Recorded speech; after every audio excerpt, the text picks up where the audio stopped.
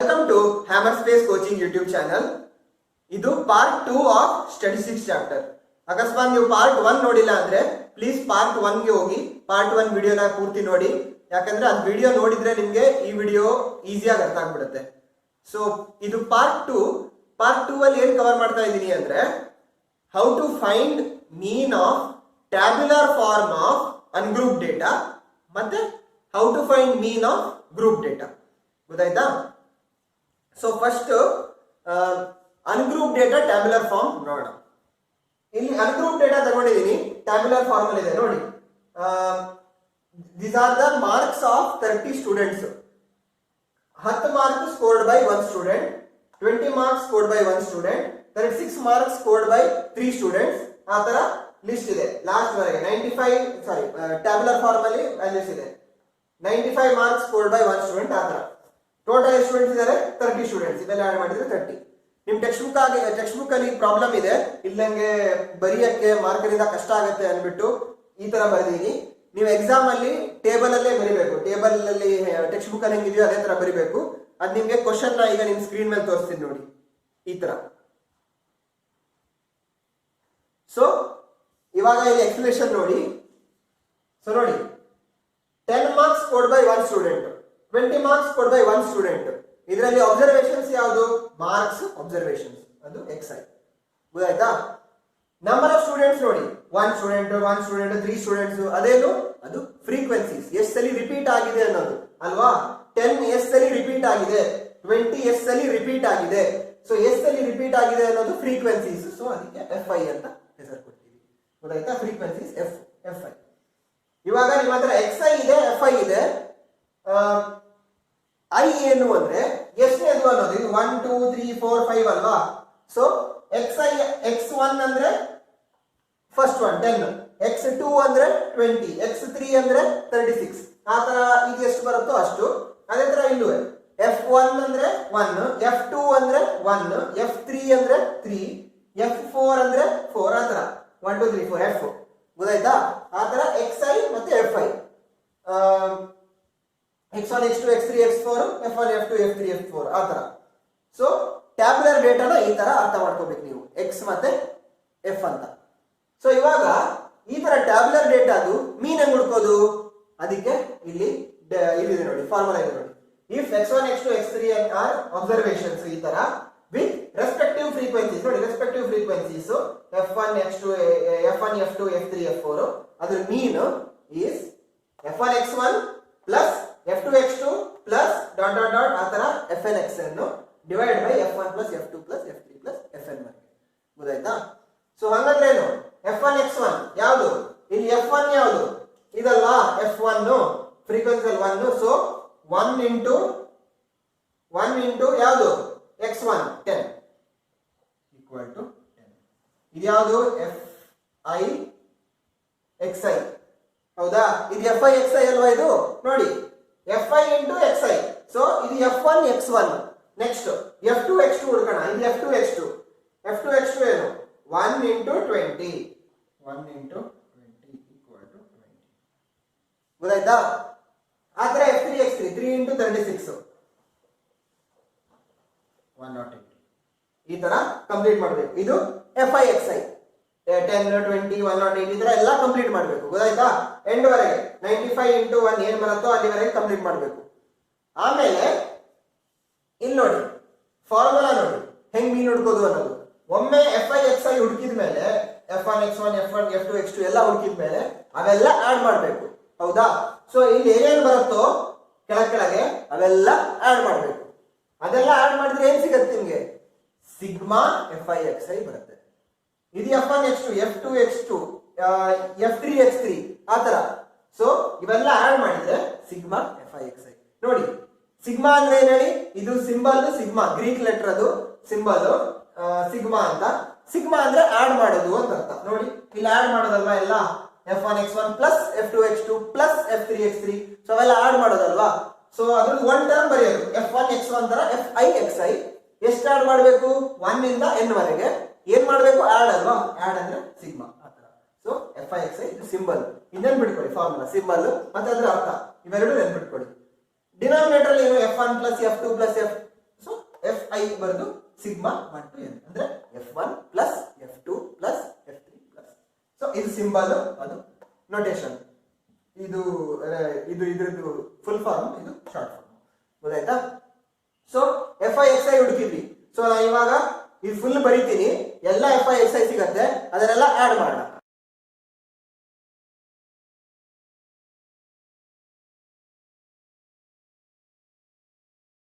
ನಾನು ಎಲ್ಲ ಮಲ್ಟಿಪ್ಲೈ ಮಾಡಿ F I X I.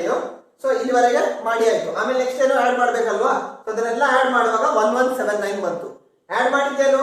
Sigma F I X I ಅಲ್ವಾ? ಎಲ್ಲ f1 x1 f2 x2 ಎಲ್ಲ ಆಡ್ ಮಾಡಿದ್ದು sigma F I X I. So ಮೀನೇನು? Sigma F I X I that is ಇದು 1179 add ಮಾಡೋ 1179 ಬರುತ್ತೆ. 1179 ಡಿವೈಡೆಡ್ ಬೈ ಎಷ್ಟು? Sigma F I. Sigma F I ಏನು? f1 plus f2 plus f3. ಯಾವ ತರ? ಇದು f1 f2 f3 ಅಲ್ವಾ? ಇದೆಲ್ಲ ಆಡ್ ಮಾಡಿದ್ರೆ 30 ಬರುತ್ತೆ. Divided by 30. ಸೊ ಎಷ್ಟು ಬರುತ್ತೆ? 59.3 ಏನೋ ಬಂದ್ಬಿಡುತ್ತೆ. So this is the mean. ನೋಡಿ, ಮೀನ್ ಅಲ್ವಾ x bar. So x bar equal to 59.3. ಈ ತರ ಅನ್ಗ್ರೂಪ್ ಡೇಟಾ ಟ್ಯಾಬ್ಯುಲರ್ ಫಾರ್ಮ್ ಅಲ್ಲಿ ಕೊಟ್ರೆ ಇದರದ್ದು ಮೀನ್ ಹುಡುಕು. ಗೊತ್ತಾಯ್ತಲ್ವಾ? ಸೊ ಇಲ್ಲಿಗೆ ಅನ್ಗ್ರೂಪ್ ಡೇಟಾ ಮೀನ್ ಗೊತ್ತಾಯ್ತು. ಬಟ್ ಗ್ರೂಪ್ ಡೇಟಾ ಮೀನ್ ಹೆಂಗ್ ಹುಡ್ಕೋದು ಇವಾಗ? ಅದನ್ನ ನೋಡೋಣ. ಅದಕ್ಕೆ ಒಂದು ಗ್ರೂಪ್ ಡೇಟಾ ಎಕ್ಸಾಂಪಲ್ ತಗೋಬೇಕಲ್ವಾ ಅದ್ರ ಮೀನ್ ಹುಡ್ಕಕ್ಕೆ. ಇದೇ ಡೇಟಾ, ಇದೇ ಅನ್ಗ್ರೂಪ್ ಡೇಟಾನ ಇದು ಮರ್ತು ಬಿಡಿ. ಇವಾಗ ಈ ಸೈಡ್ ಇದು ಮರ್ತು ಬಿಡಿ. ಇಷ್ಟೇ ಡೇಟಾ ಅಷ್ಟೇ. ಕ್ವಶನ್ ಏನಿದೆ ನೋಡಿ, ಟೆಕ್ಸ್ಟ್ ಬುಕ್ ಅಲ್ಲಿ ತೋರಿಸಿದಲ್ವಾ ಅವಾಗ. ಸೊ ಅದೇ ಕ್ವಶನ್ ನ ಇವಾಗ ಗ್ರೂಪ್ ಅನ್ಗ್ರೂಪ್ ಇರೋ ಡೇಟಾನ ಗ್ರೂಪ್ ಗೆ ಕನ್ವರ್ಟ್ ಮಾಡೋಣ. ಸೊ ಈ ಡೇಟಾನ ಕನ್ವರ್ಟ್ ಮಾಡಿದ್ರೆ 10 ಕ್ಲಾಸ್ ಇಂಟರ್ವಲ್ 15 ಗ್ಯಾಪ್ ತಗೋಬಿಟ್ಟು ಮಾಡಿದ್ರೆ 10 to 25, 25 to 40, 40 to 55 ಈ ತರ ಸ್ಪ್ಲಿಟ್ ಮಾಡಿದ್ರೆ ನಿಮ್ಗೆ ಹೆಂಗ್ ಬರುತ್ತೆ ನೋಡಿ. ನಾನು ಇದು ಮತ್ತೆ ಫುಲ್ ಆಗಿ ಎಕ್ಸ್ಪ್ಲೇನ್ ಮಾಡಲ್ಲ. ನಿಮ್ಗೆ ಅನ್ಗ್ರೂಪ್ ಡೇಟಾನ ಗ್ರೂಪ್ ಹೆಂಗ್ ಮಾಡೋದು ಅಂತ ಗೊತ್ತಾಗ್ಬೇಕಿದ್ರೆ ಪಾರ್ಟ್ 1 ವಿಡಿಯೋನ ಪೂರ್ತಿ ನೋಡಿ, ಅದ್ರಲ್ಲಿ ಎಂಡಲ್ಲಿ ಎಕ್ಸ್ಪ್ಲೇನ್ ಮಾಡಿದೀನಿ. ಇವಾಗ ಜಸ್ಟ್ ಒಂದು ತೋರಿಸ್ತೀನಿ ಅಷ್ಟೇ. So 10 to 25 lower class limit ಯಾವುದು? 10. ಅಪ್ಪರ್ ಕ್ಲಾಸ್ ಲಿಮಿಟ್ ಯಾವುದು? 25. So 10 to 25 ಯಾವ್ದಾದಿದೆ? 10 ಮತ್ತೆ 20, 36 ಅದ್ರ ಹೊರಗಿದೆ. ಸೊ 10 ಮತ್ತೆ 20 ಎಷ್ಟು ಟೋಟಲ್?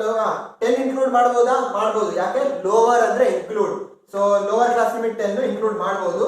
1 ಪ್ಲಸ್ 20 ಇನ್ಕ್ಲೂಡ್ ಮಾಡಬಹುದು. 1 ಪ್ಲಸ್ 1 2. ಅದು 2 ಬಂತು. So 25 to 40 ಯಾವ್ದಾವ್ದಿದೆ? 36 ಮತ್ತೆ 40 ಇದೆ. But 40 upper class limit. Upper class limit include ಮಾಡಬಾರ್ದು. ಸೊ ಬರೀ 36 ಎಷ್ಟು? 3. 3 ಅಷ್ಟೇ ಬಂದ್ಬಿಡುತ್ತೆ. ಆ ತರ ಫುಲ್ ಕಂಪ್ಲೀಟ್ ಮಾಡ್ಬೇಕು ನೀವು. ಗೊತ್ತಾಯ್ತಾ? ನಾನು ಮತ್ತೆ ಫುಲ್ ಹೇಳಲ್ಲ, ಈ ತರ ಕಂಪ್ಲೀಟ್ ಮಾಡ್ಬೇಕು. 7 6 ನೀವು ಹುಡುಕ್ಬೇಕು. ಗೊತ್ತಾಯ್ತಲ್ವಾ? ಈ ಡೇಟಾದಿಂದ ಅನ್ಗ್ರೂಪ್ ಇಂದ ಗ್ರೂಪ್ ಕನ್ವರ್ಟ್ ಮಾಡಿ ಈ ತರ ಬಂದ್ಬಿಡುತ್ತೆ. ಸೊ ಇಲ್ಲಿಂದ ಮುನ್ನೋಣ. ಗೊತ್ತಾಯ್ತಾ?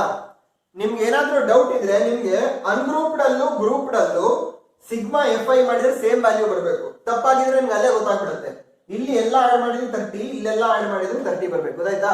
ಏನಾದ್ರೂ ಮಿಸ್ ಹೊಡಿತಿದೆ ಅಂದ್ರೆ ನೀವೇನೋ ತಪ್ಪು ಮಾಡಿದಿರಾ ಅಂತ ಮತ್ ನೋಡಿ ಅನ್ಗ್ರೂಪ್ ನ ಗ್ರೂಪ್ ಮಾಡುವಾಗ. ಸೊ ಇವಾಗ ಕ್ಲಾಸ್ ಇಂಟರ್ವಲ್ ತಗೊಂಡಿದ್ದೀನಿ, ಇದು ತಗೊಂಡಿದ್ದೀನಿ. ಇವಾಗ್ಲೂ ಇದೇ ಫಾರ್ಮುಲಾ ಯೂಸ್ ಮಾಡಬೇಕು. ಗೊತ್ತಾಯ್ತಾ? ಗ್ರೂಪ್ ಡೇಟಾ ಇದ್ರು ಅನ್ಗ್ರೂಪ್ ಡೇಟಾ ಇದ್ರು ಇದೇ ಫಾರ್ಮುಲಾ ಯೂಸ್ ಮಾಡೋದು.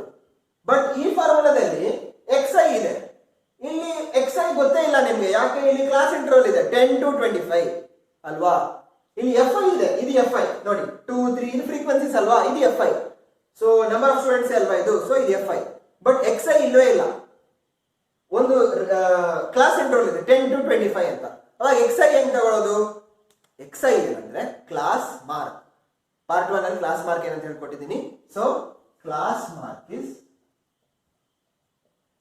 X I. ಯಾವ್ದ್ರಲ್ಲಿ? ಗ್ರೂಪ್ ಡೇಟಾದಲ್ಲಿ. ಸೊ ಇದು ಗ್ರೂಪ್ ಡೇಟಾ ಅಲ್ವಾ? ಕ್ಲಾಸ್ ಮಾರ್ಕ್ ಹುಡ್ಕೋಣ. ಕ್ಲಾಸ್ ಮಾರ್ಕ್ ಹೆಂಗ್ ಹುಡ್ಕೋದು? Upper class limit plus lower class limit divide by 2. So upper class limit 25 plus 10 divide by 2 ಎಷ್ಟು? 35 by 2 17.5.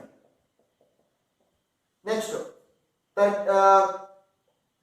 ಎಷ್ಟು? 40 ಪ್ಲಸ್ 25 65 ಡಿವೈಡ್ ಬೈ 2 32.5. ಈ ತರ ಎಲ್ಲ ಕಂಪ್ಲೀಟ್ ಮಾಡ್ತೀನಿ. ಇವಾಗ ಎಲ್ಲ ಎಕ್ಸ್ ಐ ಸಿಕ್ತು ನಮ್ಗೆ. ಕ್ಲಾಸ್ ಮಾರ್ಕ್ ಎಕ್ಸ್ ಐ ಅಲ್ವಾ? ಇವಾಗ ನೆಕ್ಸ್ಟ್ ಸ್ಟೆಪ್ ಏನು? ನಮ್ಗೆ ಎಫ್ ಐ ಇದೆ, ಎಕ್ಸ್ ಐ ಇದೆ. ಸೇಮ್ ಫಾರ್ಮುಲಾ ಯೂಸ್ ಮಾಡಬಹುದು. F I X I into F I X sigma F I X I divide by sigma F I. Sigma F I already ಇದೆ 30. F I X I ಹುಡುಕೋಣ. F I into X I 2 into 17.5 ಎಷ್ಟು 35. 3 into 32.5 ಎಷ್ಟು 97.5. ಆ ತರ ಎಲ್ಲ ಬರೀತೀನಿ ಇವಾಗ.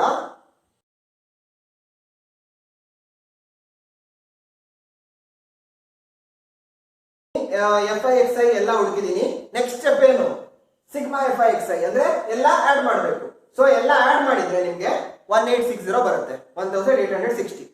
Next ಏನು, ಮೀನ್ ಹುಡ್ಕಕ್ಕೆ sigma F I X I, ಇದು ಎಫ್ ಐ ಎಕ್ಸ್ ಐ ಅಲ್ವಾ,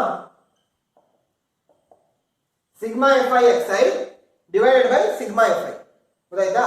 so sigma F I X I ಎಷ್ಟು 1860 ಡಿವೈಡ್ ಬೈ 30 ಈಕ್ವಲ್ ಟು 62 ಬಂದ್ಬಿಡುತ್ತೆ ನಿಮಗೆ. ಸೊ ಮೀನ್ ಏನು, ಮೀನ್ ಈಕ್ವಲ್ ಟು 62. ಈ ಫಾರ್ಮುಲಾ ಅನ್ಗ್ರೂಪ್ ಡೇಟಾಗೂ ಗ್ರೂಪ್ ಡೇಟಾಗೂ ಅಪ್ಲೈ ಆಗುತ್ತೆ. ಅನ್ಗ್ರೂಪ್ ಅಲ್ಲಿ ನೀವು ಇದ್ದಿದ್ ವ್ಯಾಲ್ಯೂನೇ ಯೂಸ್ ಮಾಡೋದು, ಗ್ರೂಪ್ ಅಲ್ಲಿ ಕ್ಲಾಸ್ ಮಾರ್ಕ್ ನ ಯೂಸ್ ಮಾಡೋದು, ಎಕ್ಸ್ ಐ, ಗೊತ್ತಾಯ್ತಾ? ಸೊ ಇಲ್ಲಿ ನಿಮ್ಗೆ ನೋಡಿ ಡೇಟಾ ಯೂಸ್ ಮಾಡಿದ್ ನೀವು ಸೇಮ್, ಇಲ್ಲೂ ಅದೇ ಡೇಟಾನ ಅನ್ಗ್ರೂಪ್ ಡೇಟಾನ ಗ್ರೂಪ್ ಮಾಡಿ ಮೀನ್ ಹುಡುಕಿದ್ದು. ಬಟ್ ಇಲ್ಲಿಗೆ ನಿಮ್ಗೆ 59.3 ಬಂತು, ಇಲ್ಲಿ ನಿಮ್ಗೆ 62 ಬಂತು. ಸೇಮ್ ಡೇಟಾಗೆ ಎರಡೆರಡು ಮೀನ್ ಹೆಂಗಪ್ಪ ಬರುತ್ತೆ, ಡೇಟಾ ಒಂದೇ ಅಲ್ವಾ? ಸೊ ಮೀನು ಸೇಮ್ ಬರ್ಬೇಕಲ್ವಾ, ಡಿಫ್ರೆಂಟ್ ಹೆಂಗ್ ಬಂತು? ಯಾಕಂದ್ರೆ